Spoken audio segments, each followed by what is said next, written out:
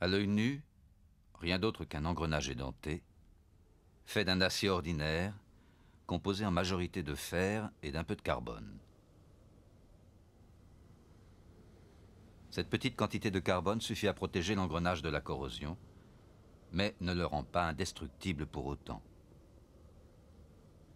Pour rendre l'acier encore plus résistant, on ajoute d'autres éléments comme du nickel, du manganèse ou encore du chrome. Plusieurs centaines d'aciers différents ont ainsi été élaborés.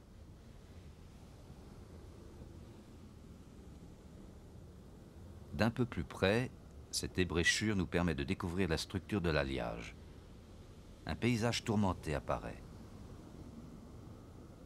Ça et là, les quelques points blancs sont de minuscules poussières qui se sont déposées à la surface de la préparation.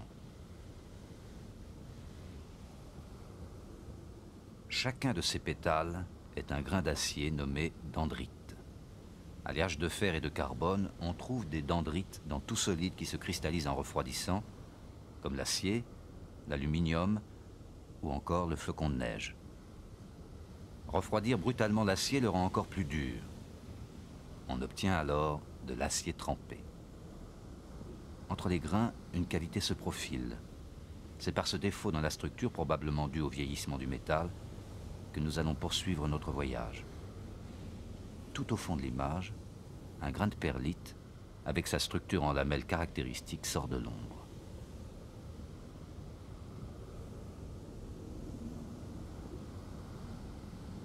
La grande diagonale noire au milieu de ce grain contient juste un peu plus de carbone que les zones claires. C'est ce supplément de carbone qui lui donne cette teinte sombre, ainsi qu'à toutes les autres diagonales plus fines de ce petit grain de perlite.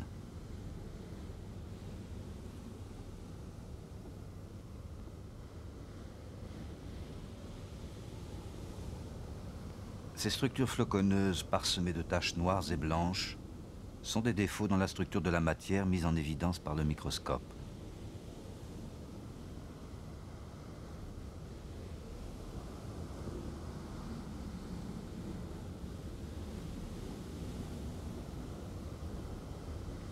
Au maximum de grossissement, nous voyons apparaître une succession régulière de petits points.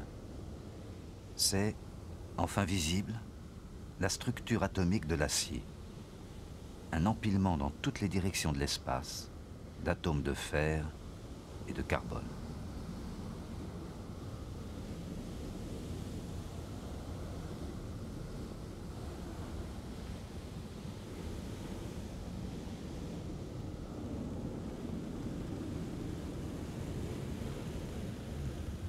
Au-delà, plus rien de visible pour le moment.